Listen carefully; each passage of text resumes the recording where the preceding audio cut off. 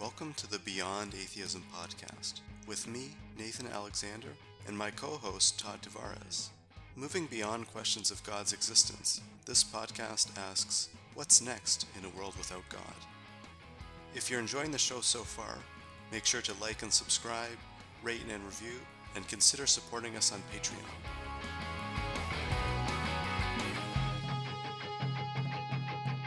Today we turn again to secularization and what a secular society can look like. Our focus this time is a Nordic country, Sweden. Sweden is one of the most secular countries in the world. And while half the population claim to be non-believers, one survey from 2010 found that only 18% of people profess a belief in God. But why is Sweden so secular, and how did it come to be this way? To understand this, we are joined by Dr. Anton Jansson. Anton is an associate professor and a researcher in intellectual history at the University of Gothenburg, Sweden. He is also, along with Dr. Tina Block, the director of the International Society for Historians of Atheism, Secularism, and Humanism. Anton, welcome to Beyond Atheism. Thank you very much. Thanks. I'm really happy to be here. Thanks for inviting me. Yeah, thanks, Anton, for coming on. Maybe we can talk about your own religious background before we get into the general questions about Sweden. So what was your religious background like? And also, just in general, like, what do most Swedish kids get in terms of like religious experience or education or something like that? Yeah, I would say I probably had a little bit of more of a religious background than most Swedes, I think you could say, because I grew up in a town which is probably has more churches or is more Christian, so to speak, than many other places in Sweden.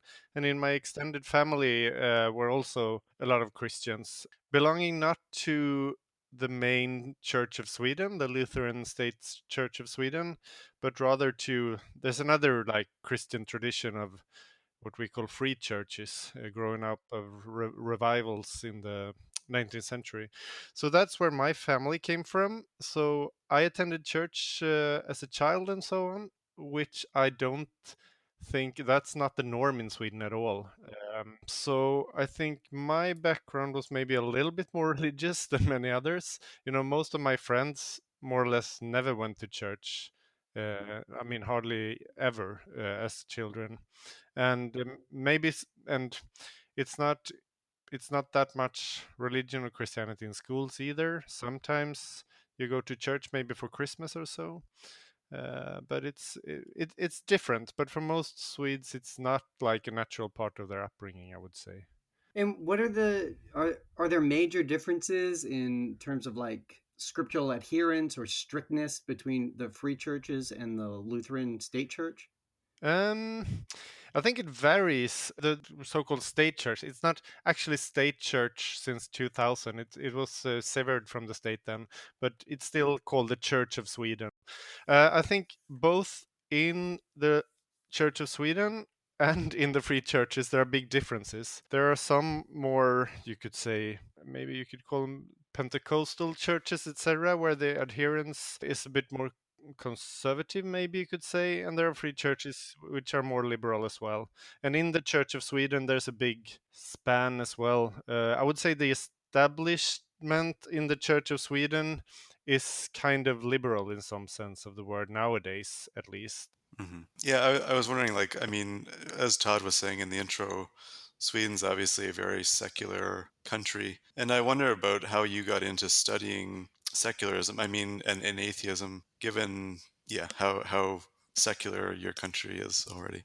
Yeah, I think that's maybe grows out of the first thing we spoke about. That for me, growing up, Christianity was a natural part of the place where I grew up, and then going to university, studying. I studied intellectual history and sociology, and there we almost never spoke about religion or secularization, and none of my friends had the same background, so it kind of I think I started reflect like as a student about, okay, but how does religion play into this, and got interested in questions of, why are why, as you said, why are Sweden so secular? Why are some people religious and some not? I mean, all of those questions. I think they're like, not a clash, but it sounds too dramatic. But you mean, being from a relatively religious background and coming into like an intellectual setting where religion was more or less a non-issue made me reflect, I think. And maybe I had a also that's a advantage in like studying that also, because I knew more than many others. I don't know. Well, then this might be the right time to ask the question then. Why are the Scandinavian countries in general, and Sweden in particular, so secular? What what happened there to cause this to occur? Yeah, that's that's $1 million question, right? Right. I don't know. Well, when Yeah, and I mean this is true, right? It's not. There is both the more general and then the more specific. When we think about the Nordic countries, which or Scandinavian countries, so we're thinking Norway, Sweden, Finland. I think we can also put it in Denmark in there, and I think Iceland too also has high levels of secularization. Do they have? Is there a common thread that made them more secular? Is it just yeah. geography? No, probably more than geography. I think. I mean, it is a big question, and I don't think it's like very set. I mean, as a scholar, I have to put in, like a small reservation or a caveat that this. I haven't written so much about like this explanation of secularization, rather the history of atheism. But I don't know. I shouldn't excuse myself. I think there are common threads. If we speak about the Scandinavian countries, Denmark, Norway, and Sweden, I think there are two like historical developments which plays a role, and especially why we can discuss. But I mean, all of them have had Lutheran state churches since the Protestant Reformation in the 16th century, and all of them have had quite strong social democracy in the 20th century, and the Social Democratic Party, but also, labor movements. And if I speak mainly about Sweden, I think the transition to, a more modern democratic society was crucial for the secularization process, so to speak, because then the Lutheran churches, the state churches, were not really, at least in Sweden, not really drivers of, democracy and more freedom, etc. That mostly took part outside of the state church. And then for many people, I think the church, and with that Christianity, was perceived as, belonging to the old regime, so to speak, or being conservative and backwards, uh, and in societies which were modernizing very rapidly in the 20th century. So I think the church got sidestepped, so to speak, in that sense. And in Sweden, I mean, this social democracy and the labor movement were really, really strong in Sweden. And while they were not always anti-religious, the Social Democratic Party early declared that religion was to be a private matter, so like left out of politics and left out of public matters. And I think the labor movement built both like political and welfare state, but also built a culture which was, I mean, it wasn't necessarily anti-religious, but it didn't like need Christianity, so to speak. It built a culture without religion, you can maybe say, which influenced a lot of Swedes. And I mean, there were in the social democratic labor movement a lot of, progressive radicals built the educational and cultural policy and politics as well, and that I think was very important. Yeah, Yeah. that's pretty far ranging though. Like if we're saying like it's labor, it's politics, it's culture, it's social. Were they doing this in conjunction? Was it were there forces out there that said let's be a secular society? Were there leaders who took this on? Were there organizations that said our goal is to become secular? Or was it sort of a byproduct of the other social change?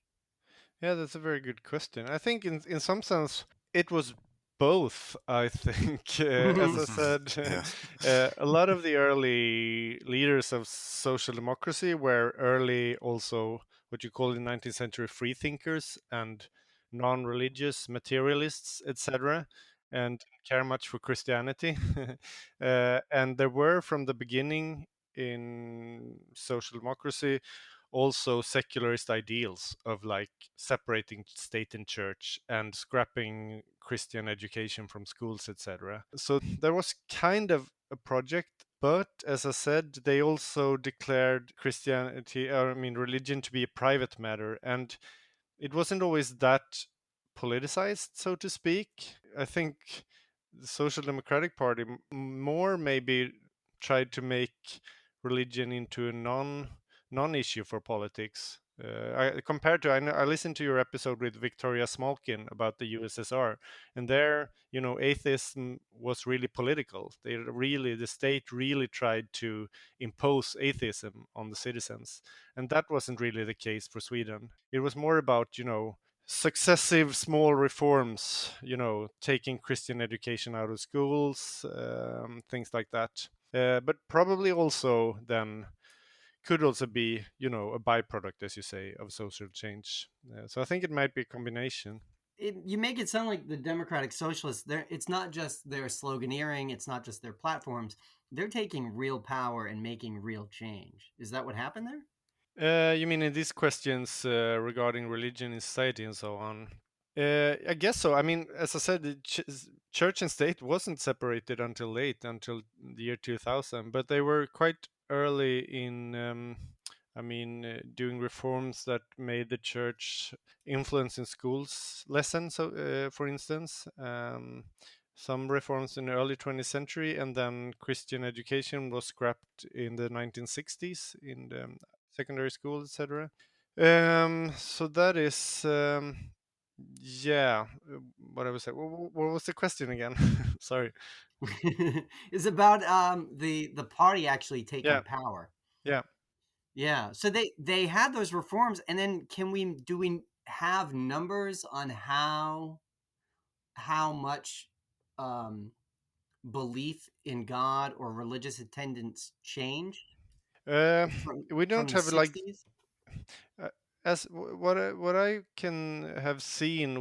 There are not very good like surveys, etc. Way back.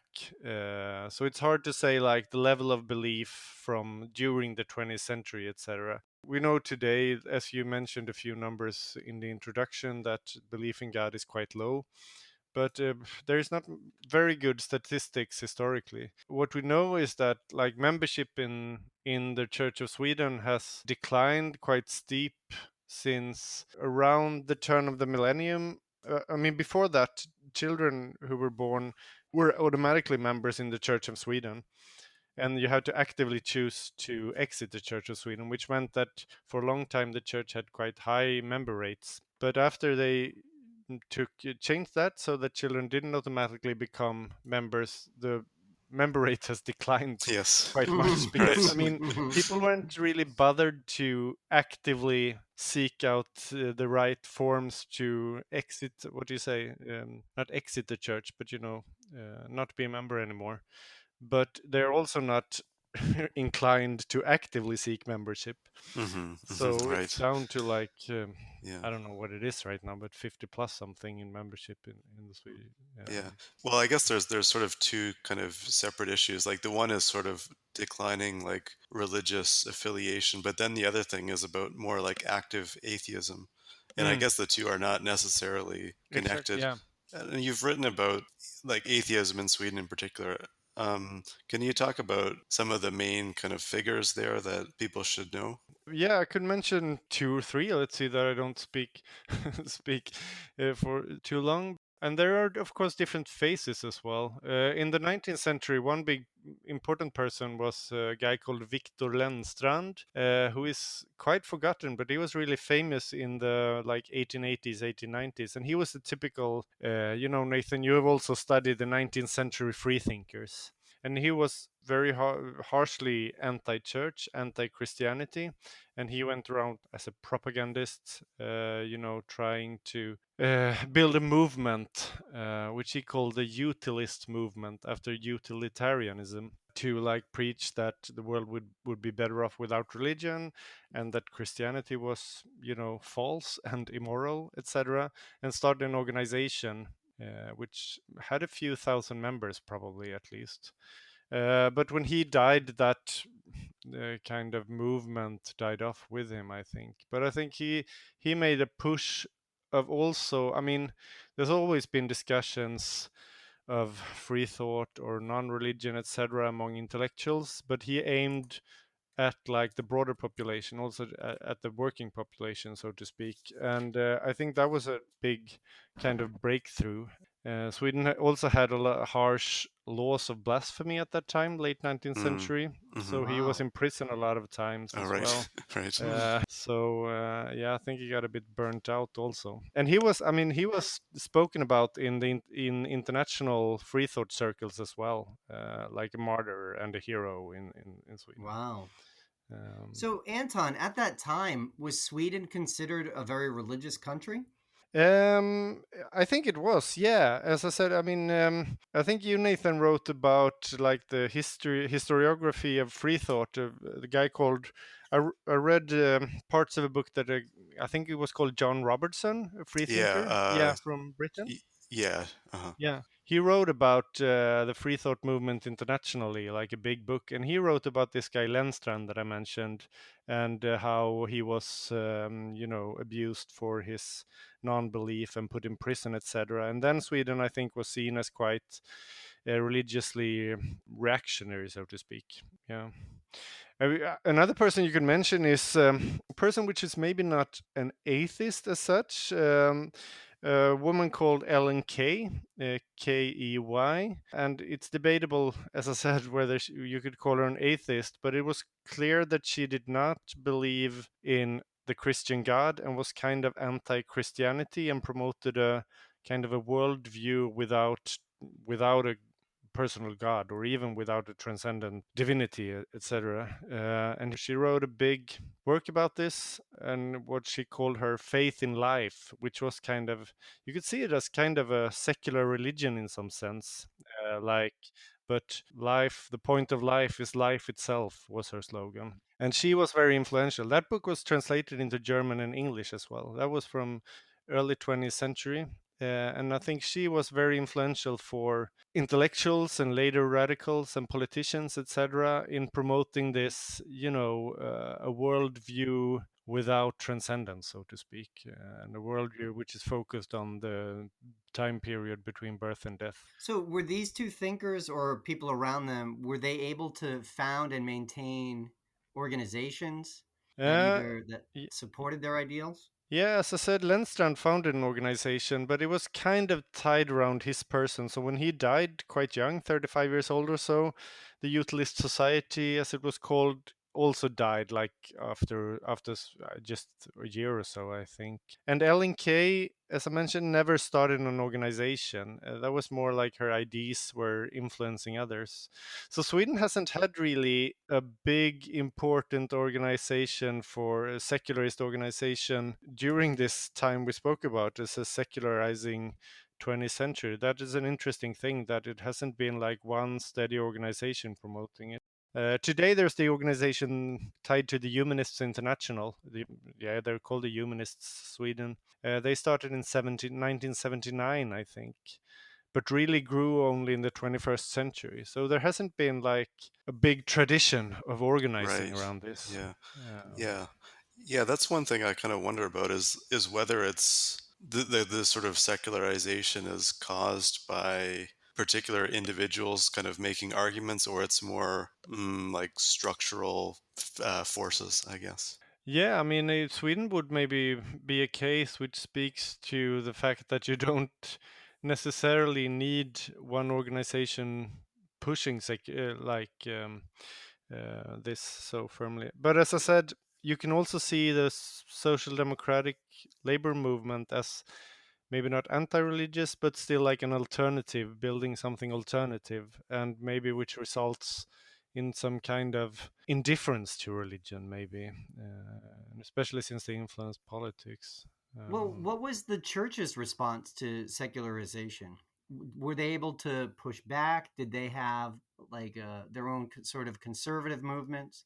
Yeah, I mean, I haven't studied this so much yet, but I think in the late 19th century, a guy like Lenstrand and also a lot of the more outspoken materialist social democrat were perceived as real threats, and they were like priests who were in the parliament of Sweden, tried to ban things, etc.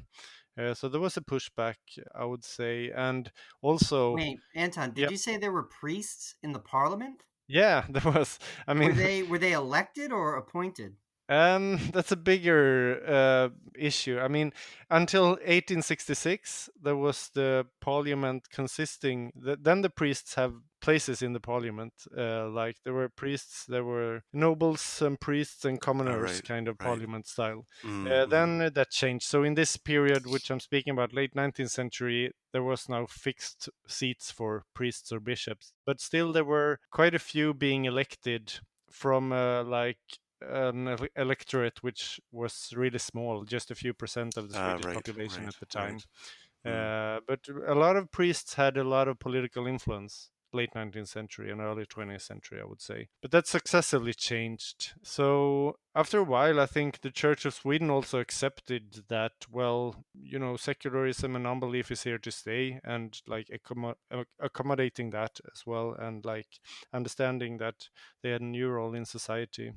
So development during the 20th century, I would say.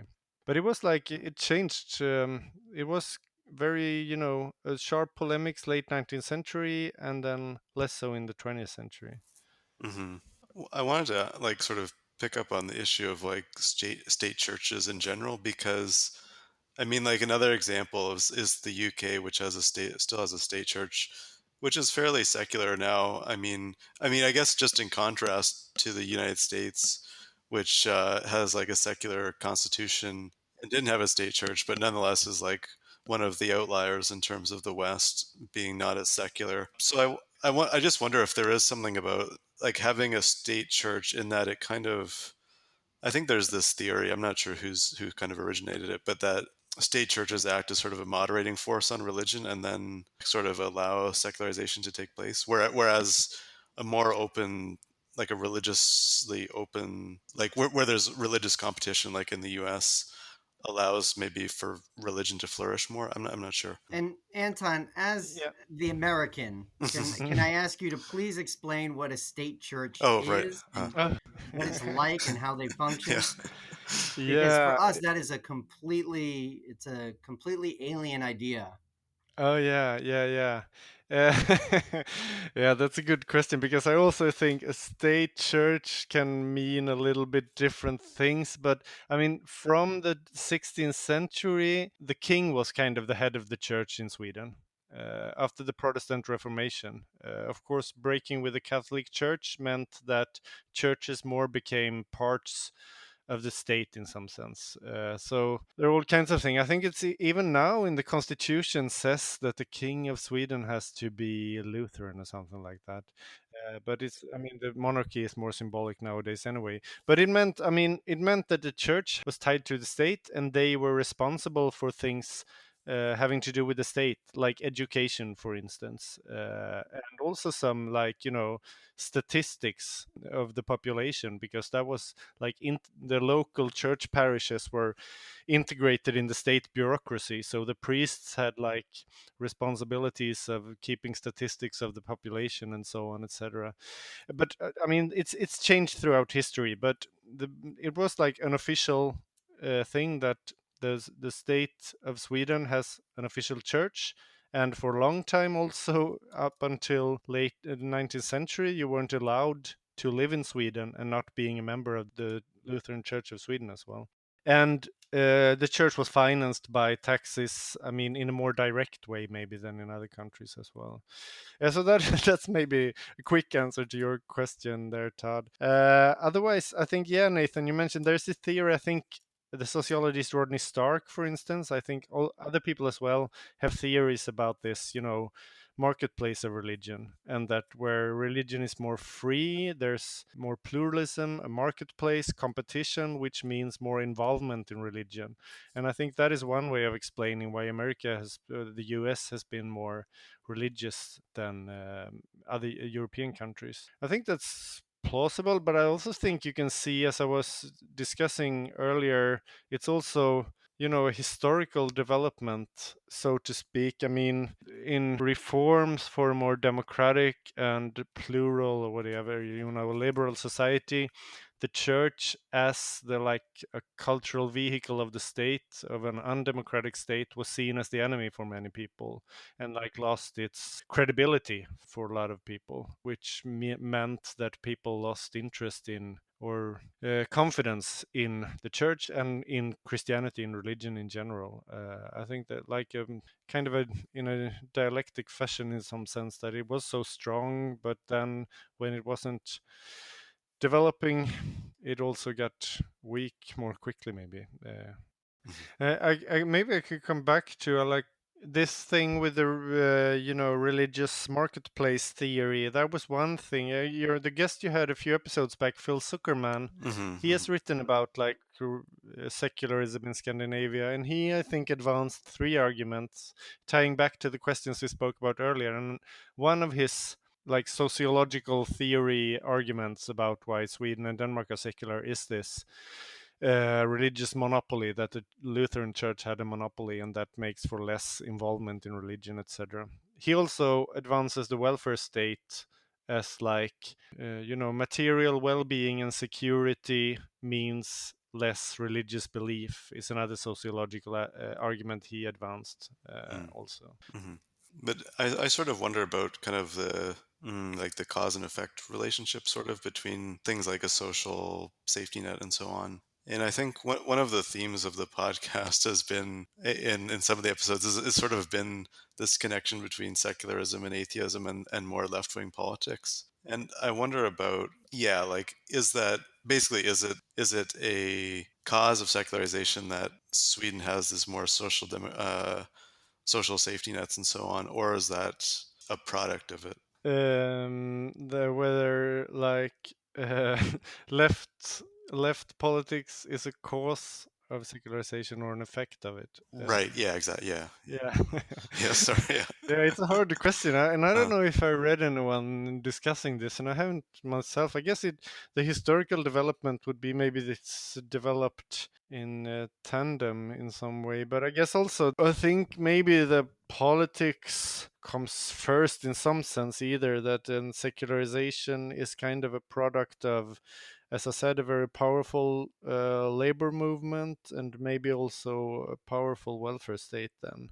And like building kind of politics and culture which puts the church to the side in some sense, I think, if that is.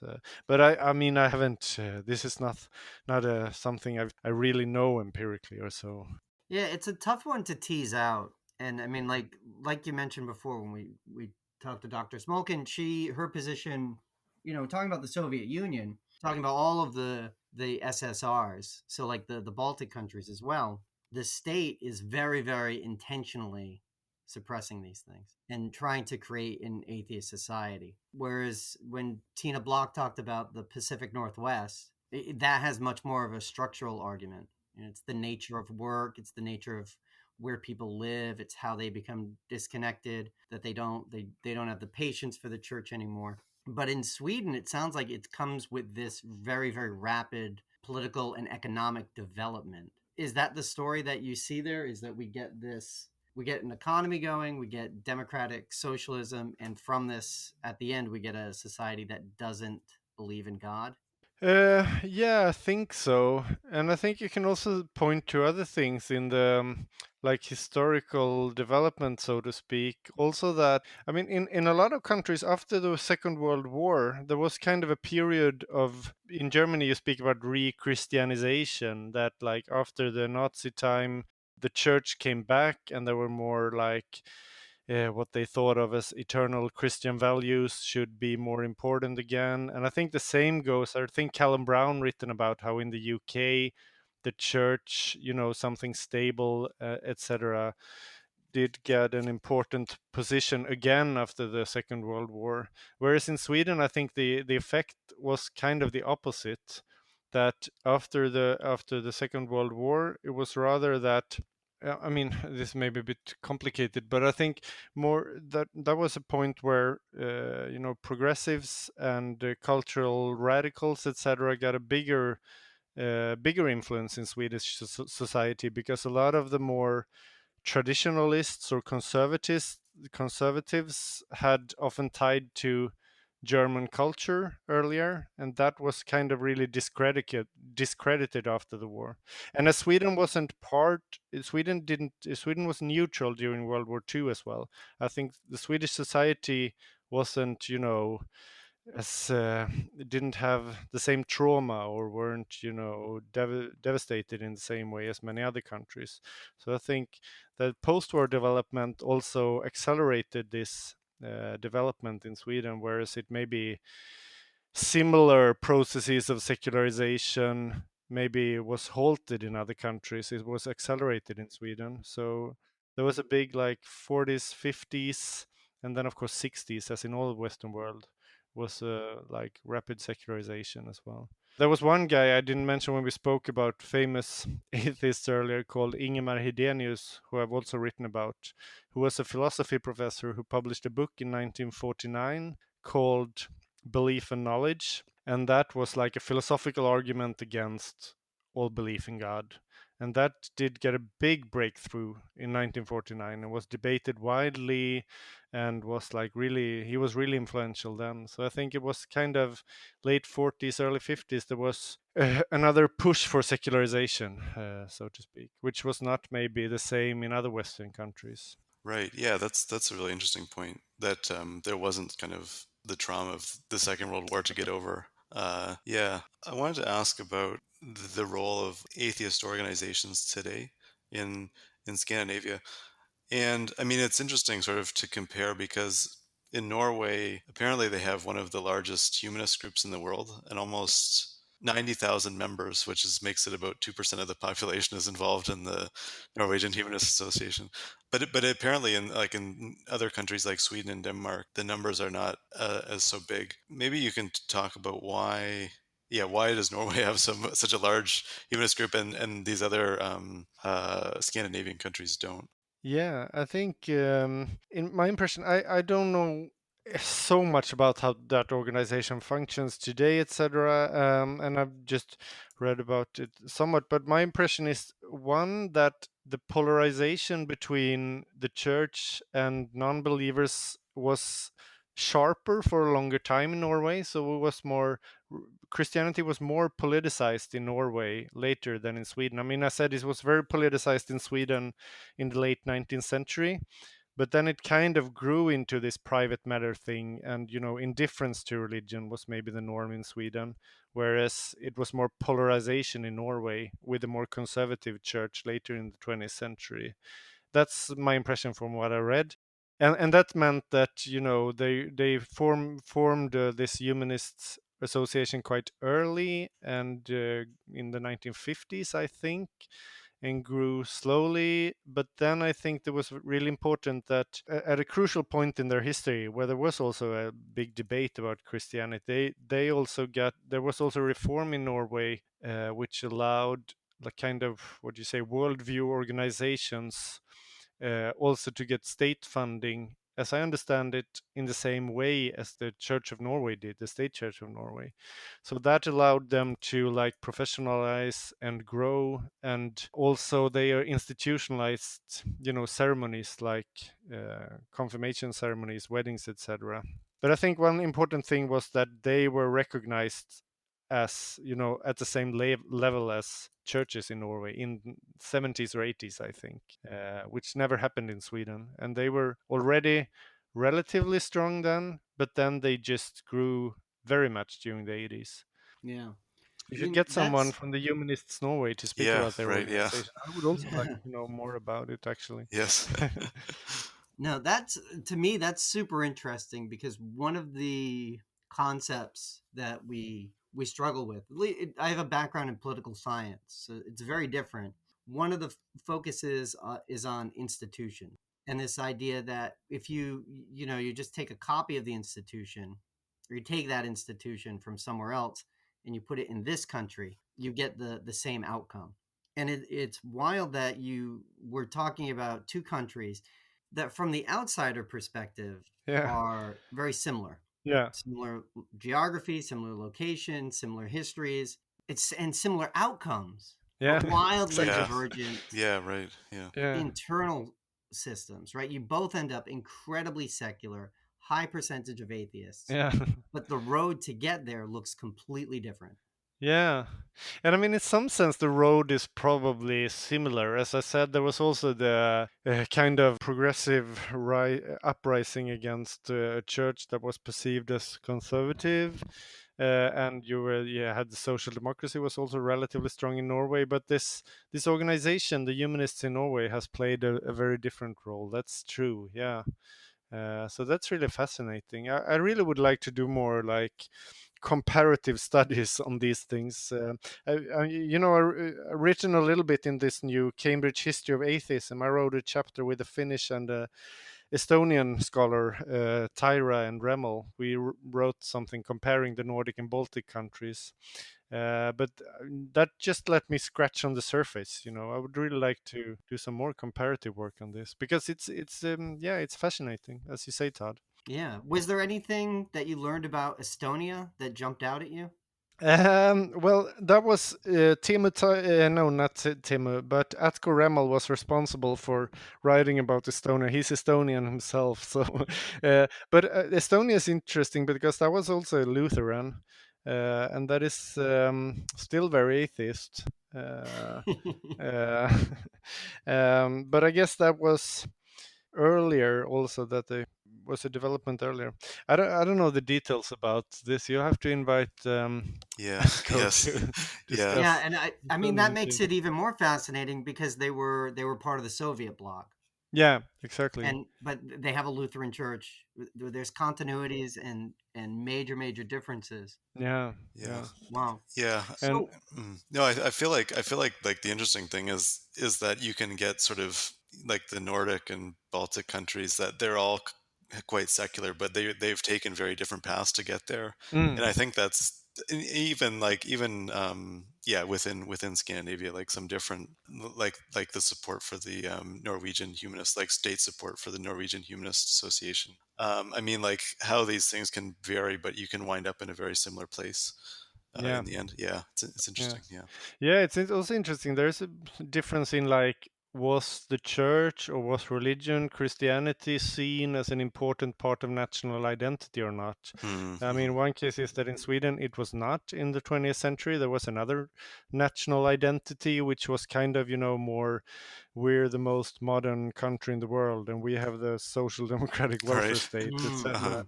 Uh-huh. And whereas maybe another difference, I mean, if we take a country like Finland, they are also relatively secular, of course, scoring high and have relatively similar history. But for them, I think having the USSR, the Soviet Union, as their big enemy or like yeah, the Mm-hmm. neighbor, and yeah. Soviet Union was perceived as atheist as well.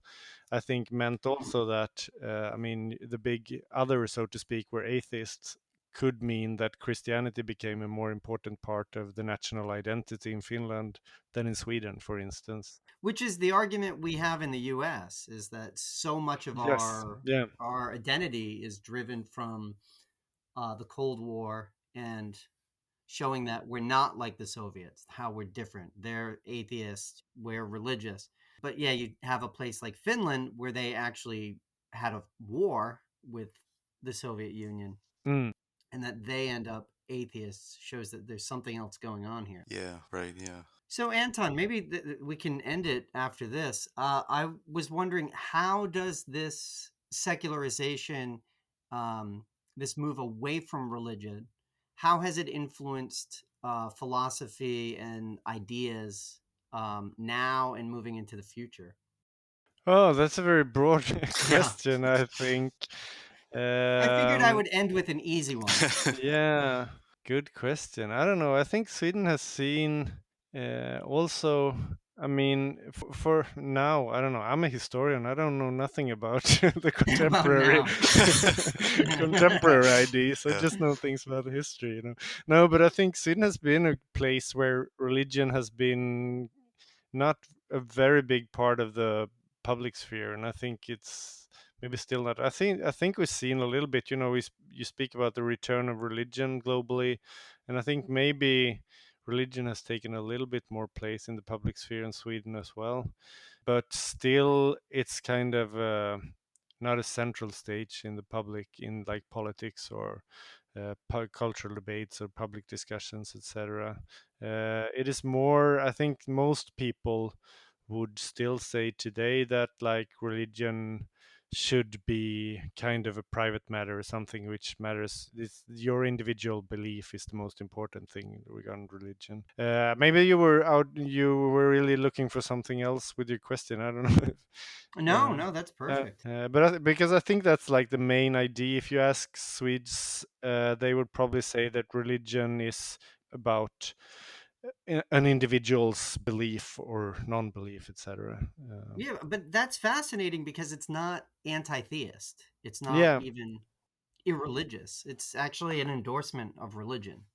kind of, yeah, I guess. But also, many people are kind of also maybe bit foreign to religious belief, or see religious belief as quite foreign in some sense. Also, that's like, yes, sure, let people do it in their private spheres, so to speak.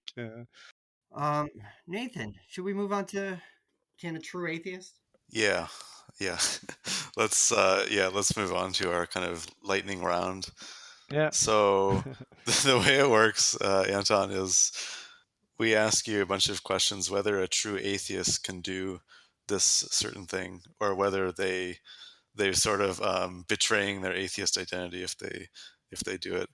Um, so it's not serious. I mean, not entirely serious anyway. Um, Yeah, I think I heard it when you had Phil Zuckerman as a guest. uh-huh. I listened to the Hmm. episode. So, I mean, I don't go around think very much myself about Okay. what a true atheist can and should, but Good. we can discuss it maybe. Yeah. Yes. Good. That's perfect because we'll Uh, get your immediate gut okay. response. Yes. Yeah. Yeah. Yeah. Wow. I'm Um, nervous. okay. No. Okay. So the first one: can a true atheist believe in an afterlife? Oh, that's a good question. I guess.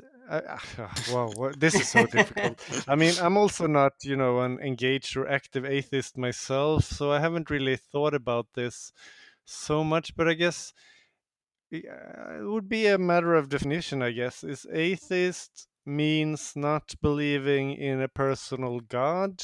Then you could maybe see an afterlife as some kind of, yeah, because nothing disappears, everything lives on in some sense. Hmm. Uh, yeah, why There's not? In no some wrong like answer, it's Anton. not like okay, sorry, not like in the typical heaven and hell afterlife, Right. maybe, and like Okay. the your soul lives on, but in some maybe. Okay, Anton. Can a true atheist say bless you when someone sneezes? Or, well, what do you have a saying in Sweden when someone sneezes? Yeah, we have, but I actually don't know what that means. We say prosit. I think it's kind of a Latin word, which is kind of I don't know. Yeah, I think. But to get to the answer, yeah, I think they can because I mean words have different meanings. I mean, bless you, I guess people in the US or English speakers don't necessarily mean literally God bless you, but it's just a term expressing like sympathy or something. So I think why not? Yeah. Yes. Okay.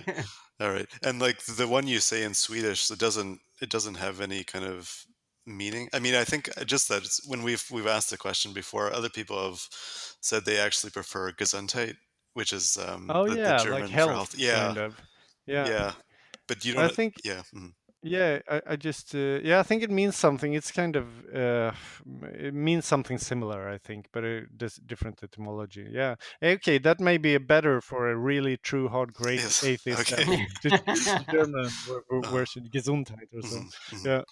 Uh, can a true atheist be a conservative? Yeah, I think so. I think Okay. you have the spectrum of yeah, yeah. I mean, I know both Christian right wing and left wing people, and right wing and left wing people. For me, maybe it's not a normative question, but more of a like an empirical Mm, question. I yes. know atheists who Right. are Yes. right wing, so they Yeah. obviously can. Yes. Right.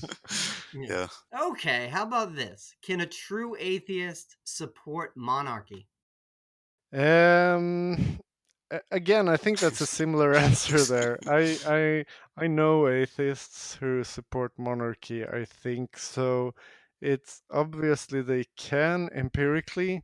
Yeah, and that's I think that's my answer. Is there I, wide support for monarchy in Uh, Sweden, or people Relatively, I just think. I don't have the numbers, but I think people are like, yeah, they're okay. yeah, I mean, it's fine. yeah, exactly. We don't really. I mean, you have to be like ideologically, uh, like have a strong ideological principle to really be opposed. Otherwise, I think a lot of people are like, they're okay symbol for Sweden. They don't bother me. Mhm. It's probably difficult to change and have to choose a president, so let them be. Mm, yeah. Yeah. Right. Can a true atheist pray? I don't. That's harder maybe because a pray is. I guess they can. I don't know, like exactly what is meant by prayer, but I guess a prayer would be directed at some kind of deity or God. Most often the Christian or Muslim, Jewish God, maybe, and then it doesn't really make sense not to believe in God and pray to God. I guess. But I guess like some kind of maybe meditation, which is similar. Uh-huh. I don't know. Mhm. I don't know. What do you say? uh, I think it depends. I Yeah, I think it. We've worked in education. We know people pray all the time Okay. Yeah, that's Yeah. true. for every Yeah, test. I guess it Uh, depends. Yeah, who are you praying to? yeah. Yeah, yeah. Oh yeah. So, can a true atheist belong to a state or national church? Yeah, I think they can again because it's Yes. I think quite normal. As I said, a lot of people are in Sweden, for instance, would be just members of the church because they were born into the Yeah. church, and like, or maybe even like think that, well, I don't believe in God, but the church is kind of a cultural heritage, so I kind of support that it's there, and therefore I choose to still be a member or something. But it's maybe doesn't make total sense, but I think it's No. possible. Can a true atheist support using tax dollars for religious organizations? Ooh. I guess they could because it depends, I guess, what a true atheist thinks, how hardcore the true Yes, atheist is. yes.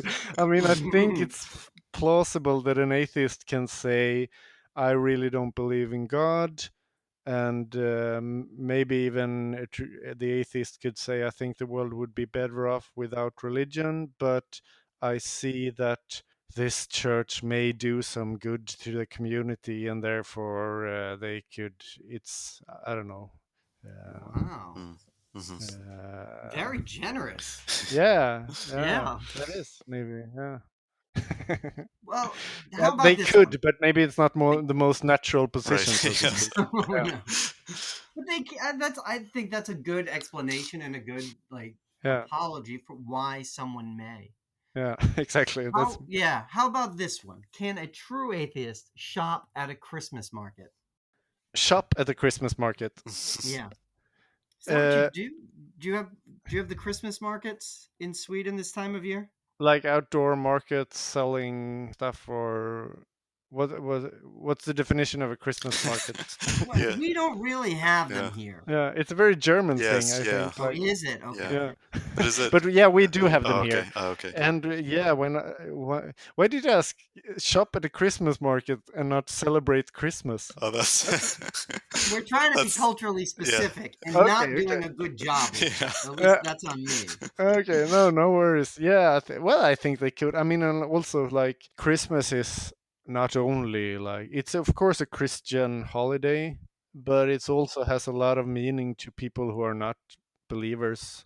I think so. Yeah. Mhm. It's still a part of culture to celebrate Christmas, whether you think about Jesus or not. I guess in many Western countries, and therefore, of course, you can shop at Christmas markets. All right. And the last one, similar to that one, can a true atheist put up a Christmas tree? Yeah. And is that something that you do in Sweden? Yeah, it is definitely. And as I said, I think Christmas is, I mean, traditions are malleable. So a lot of people just celebrate Christmas and have very strong traditions without necessarily thinking a lot Hmm. about Yeah. Jesus, the Yes. Yeah, birth Yeah. of Jesus. Yes. totally. Yeah. And in that sense, I think it makes sense for people to have a Christmas tree. Maybe not, I don't know, put up pictures of Jesus, baby Jesus, or things like that would maybe be a Yes. bit more strange. But Hmm. Hmm. yeah, Hmm. Hmm. Well, that was excellent. thanks. Yeah. No, thank you. That was highly entertaining, and I learned a lot too. Okay, good. Thank you very much, Yeah, Dr. Anton Jensen. thank you so much. It was really nice speaking to you. Okay, that was Anton Jansson. That was a lot of fun chatting with him. Todd, what were some of your takeaways from that interview? Well, in terms of secularization, it's a very different story than we had heard before. We've done this a few times now. Before, we talked about either the Soviet Union, where you have the state and the party going out and crushing religion, or at least planning to crush religion and to make an atheist state. And also in the Pacific Northwest, you just have people who kind of don't want to go to church anymore. But this is about like that larger social transformation. I mean, it sounds very, I think Anton made it sound very easy and kind of gentle. But it's a very different dimension, isn't it? Yeah.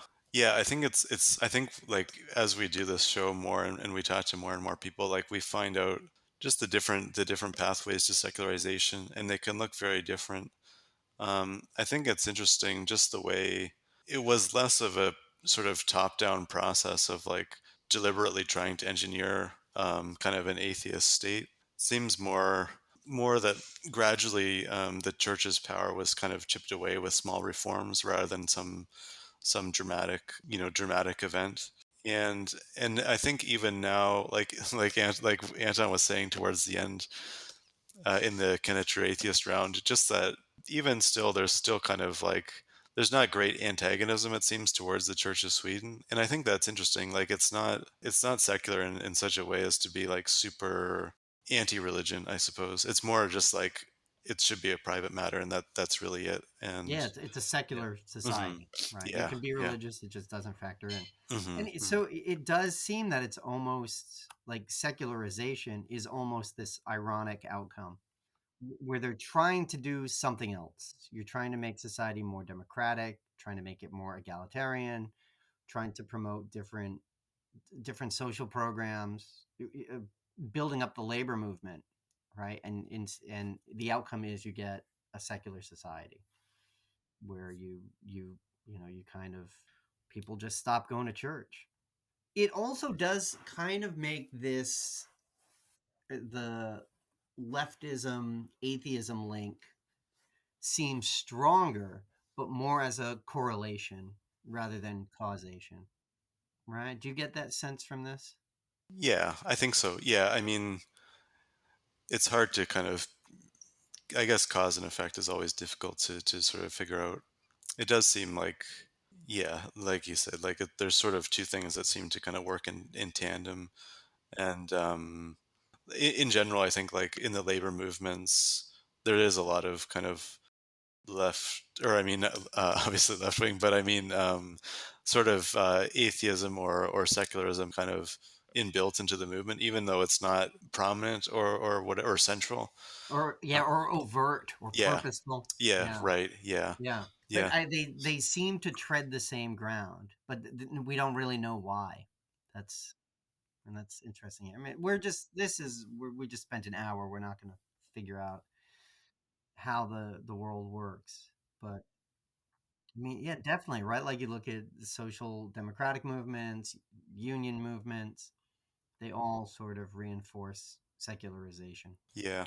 And I think it's also interesting, just the another issue we touched on about the role of humanist organizations and how there's differences among the Scandinavian countries as to like the membership and how big of a role these organizations play or don't play in like secularization. I mean, and it seems in Sweden's case, probably they're not a big cause or whatever. I mean, more that they've sort of in recent years have only started to grow, and even then they're not very widespread. Although it's a different story in Norway, which is Yeah, interesting. yeah. Yeah. Hmm. Wait, that's an amazing finding, and that which also to I think like my summary of it would be that I mean we know that there are different roads to get to secularization, but ultimately what we see is that this is a choice that people are making. What we see are people saying we want less of this religious aspect imposed upon our lives. We want this greater degree of freedom, and we can make it happen without destroying society, right? Like this is a very possible thing. This is something that they've done way that's very very different from what happened next door in Norway, very very different from what happened in Finland, very very different from Estonia.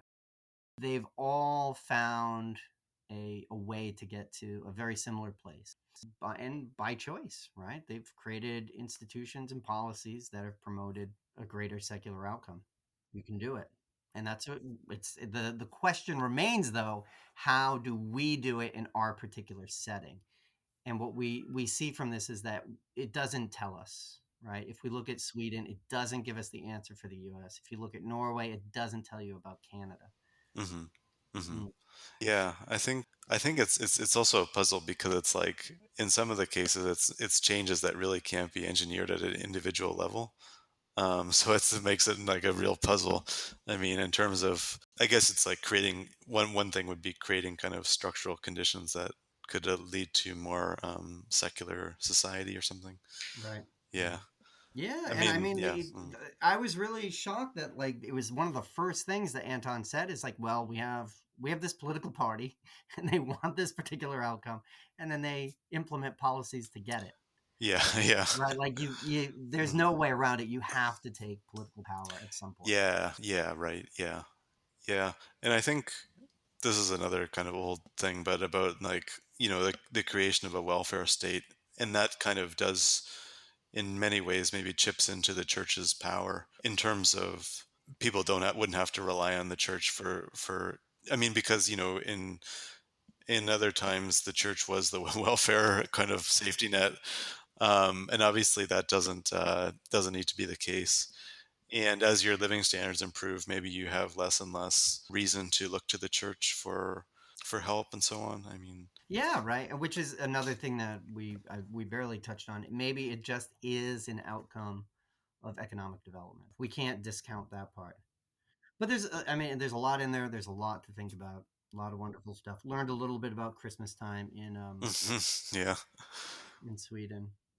Which reminds me, I saw in my neighborhood a very very contradictory lawn arrangement. Does that make any sense? What do you call that when people put that stuff in their lawn?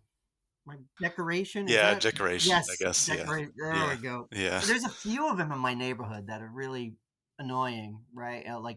There's a big one up the streets that keep the Christ in Christmas, Oh, right. Okay. and another one I saw, which was basically I took it as they're waving a white flag in the war against Christmas, where they put up this big sign that was Jesus is the reason for the season. And then on one side of that sign, they had a big like North Pole, and they've got a big reindeer in the lawn. And on the other side of the Jesus is the reason for the season sign, they've got Santa Claus and Frosty the Snowman and all these lights, and they got their big pagan tree and their Roman mistletoe. Like this whole mishmash that says, we're not really, we're endorsing the secular vision of Christmas. Right. Because Yeah. we won, Nathan. Did you know Yeah. this? We won. There was a war on Christmas, and we won. Yeah, so let's promote that idea. Are you celebrating Christmas? Do you have any of your pagan accoutrement up? Well, I mean, my house has no decorations at all, but that doesn't. I mean, that's more. I don't know. You live as a true atheist. Yeah. Yeah. A true Exactly. atheist decorate his house. Yeah. I No. mean, yeah. Um, no, I mean, no. It is interesting though, just because I was just thinking, like, when I was younger, I think we would drive around and look at like Christmas lights and stuff, and I remember seeing people had like nativity scenes set up in their lawns and stuff. But I don't think that's really a thing much anymore, or it'd be pretty rare to see that, I think. We have one in the neighborhood. Like churches do it. Right, yeah, They're yeah. they're big there, and I think we've seen one in the neighborhood. But yeah, they're not that common. I've got lights up inside. I've got a tree. It's very pretty. As of recording, we're recording this before solstice, but I think I'm gonna have a fire on solstice. I've got a lot of yard waste. Got to get rid of it. Right, okay. It's gonna be cool. Yeah. Uh-huh. But also, like it's dark. You know, got to do something to brighten it. Yeah, that's true. So it makes Yeah. sense to do this stuff. And none of this is an endorsement of Christianity or any religion. It's fantastic. All right. So, got any plugs, Nathan? Anything you've got coming up? No, not me. I guess we should we can maybe plug some of Anton's stuff. He's got an article. It's about one of the people he mentioned, Ingemar Hedenius. He's got an article called "The Swedish Voltaire: The Life and Afterlife of Ingemar Hedenius, 20th Century Atheist." That's available. Yeah, so if you want to learn more about atheism in Sweden, check out that article. Yeah, and thanks to all the listeners, of course. In particular, we want to thank our patrons, Lars and Debbie, and yeah, for your support. Thank you for that. And encourage other people to support us on Patreon, where we have kind of bonus material. We ask, That's where we keep the good stuff. yeah, by the way. exactly, yeah. Everything else is prelude. Yeah. We ask Anton about some North American perceptions of Sweden and what his reaction is. And it got real. Yeah. Uh, Yes. Oh, speaking of perceptions, this came up. I think the first time we talked, Nathan, we talked about the atheist villains in Yeah. television, Mm-hmm. and how it's such a cheap, lazy way to show that your villain is a villain is to make them an atheist. And we talked about in Le Chiffre from Yes. Casino Royale. He's perfect. He comes on the screen dressed in black. He's got a scar and a dead eye. He's got a medical condition. He needs his inhaler. And then the very first thing he says is like, God isn't real. Perfect, right? Like, he's a villain. I saw one on television recently. I got so excited. Very similar thing. It was in Pen 15, and Pen 15's about these two high school girls, junior high school girls. Really awkward. It's the 90s. Everything's terrible. And one of them runs into an older boy. He's a high school boy. He's all dressed in black. So he ditches work and goes out back and listens to one of the teenage girls who's having a bit of a crisis of faith, and just comes out and says it like God's not real, and then gives her a bottle of booze so he can get her drunk and make out. All right. Perfect, right? Yeah. This is the kind of representation we need on Yeah. board. Yeah. Right. Yeah. Yeah. So if you spot any atheist villains, be sure to give me a heads up at nath.g.alexander on the Twitters, Twitter. Yeah. however you work that thing. Mm-hmm. But like and subscribe below. Thanks everyone for listening. Thank you, Red Japan, and talk to everyone later.